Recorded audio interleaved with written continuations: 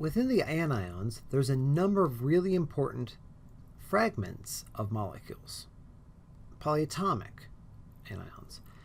I like to phrase it that way because I want us to remember what we're talking about and really appreciate exactly what's going to be important every time you write these. And the answer is everything that you see in front of you. And what I mean by that, if we're talking about the acetate ion, the reason that we call it the acetate ion is that we've taken the acetic molecule. We'll talk about it in one of the later chapters.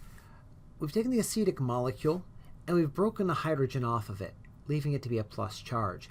And this remaining chunk is all held together by strong covalent bonds. It is not going to be variable anymore, and it can't break very easily. So it's going to act like a fairly bulletproof chunk. We need to have that memorized as a result, because if we drop acetate in water, it's not going to fall apart. It's going to stay intact unless we do something that actually causes some sort of a chemical reaction. But what I'll see people do sometimes is they'll write C2H3O. And they'll forget the 2, or they'll just have CHO, or they'll forget the ratios of all these numbers. And in all these examples, they didn't put the charge. It is incredibly critical to make sure you write the correct atoms and the correct ratios of them. And in some ways, more important than any of the other things, it's critical to have the right charge, because you might still be able to solve a lot of the problems even if you have this piece wrong. But if you have the charge wrong, it's unlikely any part of your problem is going to work out well for you from that point forward. So make sure that you learn all of these really critical polyatomic anions. Now, there's a couple of these that aren't terrible to remember. For one thing, I'll point out carbonate is going to be one of the really important ones. Acetate is also very important. Hydrogen carbonate, this is carbonate, just like before, but it has a hydrogen that stays on it, and because you added an H plus that's kind of semi-permanently bound, the charge went, I guess, up by 1. Keep in mind that it's a -2 and it goes up to a -1. Hydroxide is incredibly critical to have memorized. This is the origin of almost all of the bases we are going to work with this semester. So all of our strong bases are going to generate OH-, hydroxide ion. Now, notice that these two are really similar. In fact, they're so similar that they only differ by 1 letter in their name. Nitrite has 2 oxygens in it. Nitrate has 3 oxygens, but the charges are the same and they have the same atoms otherwise. This is one of our families that we'll talk about in a separate video about Oxxo Anions. Those are ones where you have some sort of an atom and all of the other atoms are oxygens. You can see here that we have chromate, CrO4 We have dichromate, Cr2O7 which doesn't quite do what you expect from the di prefix. Don't focus on that for right now. We'll have an explanation for it later in the semester when we can actually draw these. But for now, we're just going to treat it as a name and not obsess about similarity or differences.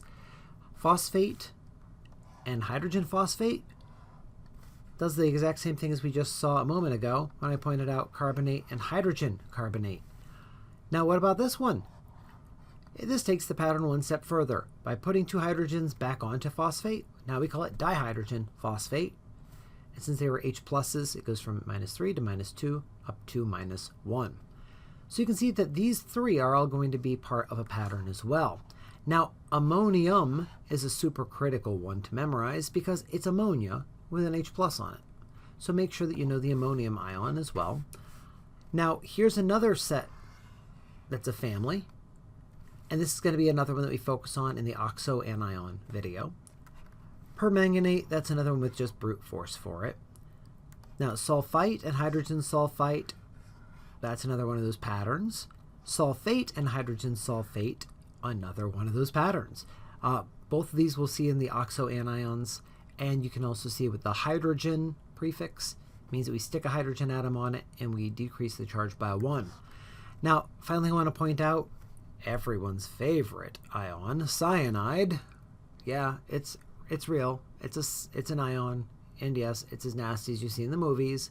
It would kill you if it's by itself.